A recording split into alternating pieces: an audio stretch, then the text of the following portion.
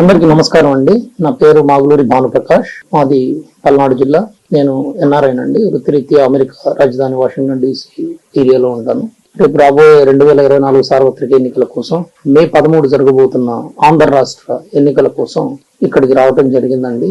ఇప్పటికీ భారతీయ పౌరులమైన ఎంతో మంది యువకులు, ఉత్సాహవంతులు ఈ రాబోయే ఎన్నికల కోసం తెలుగుదేశం పార్టీకి మద్దతుగా చంద్రబాబు నాయుడు గారి నాయకత్వాన్ని సమర్థిస్తూ, చంద్రబాబు నాయుడు గారి సమర్థతను, ఆయనకున్నటువంటి అనుభవం మన రాష్ట్ర ప్రగతికి ఎంతగానో ఉపయోగపడుతుందని సర్వదా మనస్సాక్షిగా నమ్మి ఇక్కడికి రావటం జరిగిందండి. చాలా మంది ఒక క్వశ్చన్ అడుగుతూ ఉంటారు, మేము ఎక్కడికి వెళ్ళినా కూడా, ఎందుకయ్యా మీరు ఇక్కడికి వచ్చి ఇంత కష్టపడతారు, మీ వల్ల ఏం ఉపయోగం ఉంటుంది, లేకపోతే మీరు ఇక్కడ చేయాల్సిన అవసరం ఏముంటుందని వాళ్ళందరికీ సూటిగా ఒక సమాధానం చెప్తున్నాను కదా. మనం మన ఇంట్లో కూర్చున్నా కూడా మన ఇంటి ముందున్న రోడ్డు వేయాలంటే రాజకీయాలు ముడిపడి ఉంది. మన ఊర్లో హాస్పిటల్ కట్టాలంటే రాజకీయాలతో ముడిపడి ఉంది. మన ఊరికి ఏదైనా సదుపాయం చేసుకోవాలంటే రాజకీయాలతో ముడిపడి ఉంది. ఇవన్నీ కూడా ముడిపడి ఉన్నప్పుడు మన తల్లిదండ్రులు, మన బంధువులు, సంబంధించిన వారందరూ కూడా ఇక్కడే ఉన్నారు కదా, ఎందుకు అలా అనుకుంటున్నారు అనేసి తిరిగి ప్రశ్నించడం కూడా జరుగుతుంది. అంటే మనం ఏ ప్రాంతం నుంచి అయితే ఎదిగాము, ఏ తెలుగు మీడియం స్కూల్స్ నుంచి అయితే మనం ముందుకెళ్ళాము, మనం ఇప్పటికీ కూడా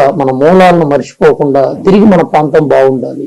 జరిగిన పరిస్థితులను బట్టి, వారికి ఉన్న అనుభవాలను బట్టి పలు పార్టీలకు సపోర్ట్ చేస్తుంటారు. అది తప్పేం కాదు. కానీ ఏం జరిగింది, ఈ రోజు రాష్ట్ర పరిస్థితి ఏంటి, ఈ రోజు రాష్ట్రంలో ఉన్నటువంటి సమకాలీన పరిస్థితులను ఒకసారి పూర్తిగా అధ్యయనం చేసి రేపు రాబోయే ఎన్నికల్లో మీ అమూల్యమైన ఓటు హక్కును మహనీయుడు డాక్టర్ బిఆర్ అంబేద్కర్ గారు మనకు రాజ్యాంగం ద్వారా మనకు అందించినటువంటి స్వేచ్ఛ, సమానత్వం, ప్రశ్నించే హక్కు లాంటి అంశాలను పరిగణనలోకి తీసుకొని విద్యావంతులు, మేధావులు, సామాన్య మధ్యతరగతి, కర్షకులు, కార్మికులు, శ్రామికులు, ముస్లిం మైనారిటీ వర్గాలందరూ కూడా ఆలోచించి తమ ఓటు హక్కును వినియోగించుకోవాలని విజ్ఞప్తి చేస్తున్నాం. మీరు ఆలోచించండి. ఈ రోజు రాష్ట్ర పరిస్థితి చూస్తే ప్రాజెక్టుల దగ్గర నుంచి సాగునీటి ప్రాజెక్టులు కానివ్వండి, లేకపోతే రైతు వర్గానికి, గ్రామీణ రైతు ప్రాంత వర్గానికి సబ్సిడీల ద్వారా అందించే వ్యవసాయ పరికరాలు కానివ్వండి, చాలా మందితో మేము మాట్లాడటం జరుగుతుంది. వాళ్ళతో కూర్చుంటున్నాం, వాళ్ళ ఆలోచనలను వింటున్నాం. ఇప్పుడు గత 5 సంవత్సరాలుగా ఇటు చూసినా కూడా అభివృద్ధి ఆనవాలు లేదు.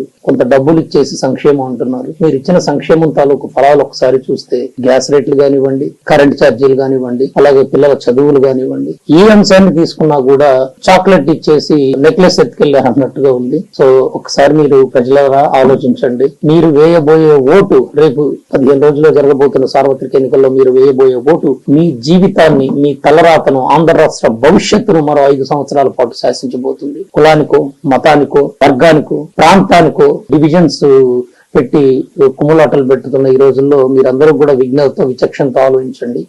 ఒక విషయం మాత్రం ముఖ్యం, మా కోసము, చంద్రబాబు గారి కోసము, తెలుగుదేశం పార్టీ కోసం అని కాదండి, మీ కోసం, మీ కుటుంబం కోసం, మీ ఇంట్లో ఉన్న పిల్లల భవిష్యత్తు కోసం, మహిళల కోసం, వృద్ధుల కోసం, వాళ్ళకి జరగవలసిన సంక్షేమం గురించి, ఎట్ ద సేమ్ టైం మనం ఖచ్చితంగా పాటించాల్సిన అభివృద్ధి గురించి. మనం డబ్బులు తీసుకొస్తేనే కదండి, కుటుంబం పెద్ద ఇంట్లోకి డబ్బులు తీసుకొచ్చి పెడితే ఆ ఇంట్లో ఉన్న మహిళలు కానివ్వండి, పిల్లల ఫీజులు కానివ్వండి, ఏదైనా జరుగుతాయి. అలాంటి రాష్ట్రానికి పెద్ద అయినటువంటి ముఖ్యమంత్రి గారు పెట్టుబడులను ఆకర్షించి రాష్ట్ర ఖజానాన్ని నింపాల్సింది పోయి ఉన్న ఖజానాన్ని పంచిపెడుతూ పోతూ ఉంటే రేపొద్దున ఆ భారం మనందరి నెత్తి మీద పిడుగులాగా పడుతుందని మరొకసారి మీకు తెలియజేసుకుంటున్నాను. చాలా మందికి అర్థమైనా కూడా ఇప్పటికీ కూడా గ్రామాల్లో ఉన్నటువంటి వర్గాలు, గ్రామాల్లో ఉన్నటువంటి ఆ పరిస్థితుల మధ్య చిక్కుకొని పోయి ఆలోచిస్తున్నారు. దయచేసి ఆ అవరోధాలను దాటి ఒక్కసారి వచ్చి మీరందరూ ఆలోచించాలి.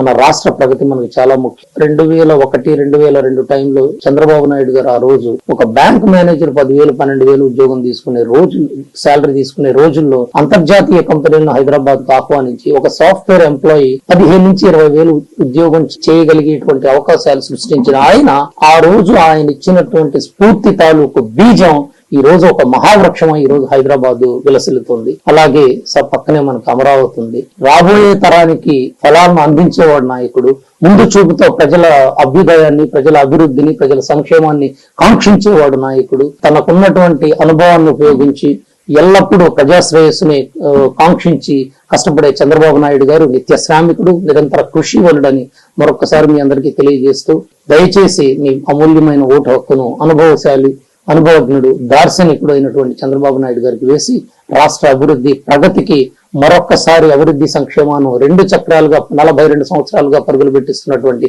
తెలుగుదేశం పార్టీకి మీరంతా వెన్నుదన్నుగా నిలవాలని మరొక్కసారి మీ అందరినీ వేడుకుంటూ మీకోసం, మీ బిడ్డల కోసం, రాష్ట్ర ప్రగతి కోసం ఆలోచించండి తప్పితే చిన్న చిన్న కారణాలు పెట్టుకోను, చిన్న చిన్న విభజనల ద్వారా ఆలోచించి దీనిలో చిక్కుకుపోవద్దనేసి మీ అందరికీ విజ్ఞప్తి చేస్తున్నాను. మిత్రులారా, కేవలం 10-12 రోజుల టైమే ఉంది. 1-10 సార్లు ఆలోచించండి, బంధువులతో చర్చించండి, మీ పిల్లలతో కూర్చొని మాట్లాడండి. నిజంగా మీ మనస్సాక్షికి ఏ నాయకుడి ద్వారా గనుక మంచి జరుగుతుంది, రాష్ట్ర ప్రగతి ఉన్న హిస్టరీ తీసి ఒకసారి ఆలోచించండి అని విజ్ఞప్తి చేసుకుంటూ, తప్పకుండా తెలుగుదేశం పార్టీ రాబోయే ఎన్నికల్లో విజయకేతనం ఎగరవేసి అందరికీ సవినయంగా తెలియజేసుకుంటూ, మనందరి సమిష్టి కృషితో అనుభవం గల నాయకుడి పర్యవేక్షణలో రాష్ట్రం విలసిల్లాలని మనస్ఫూర్తిగా కోరుకుంటూ సెలవు తీసుకున్నాను. ధన్యవాదాలు.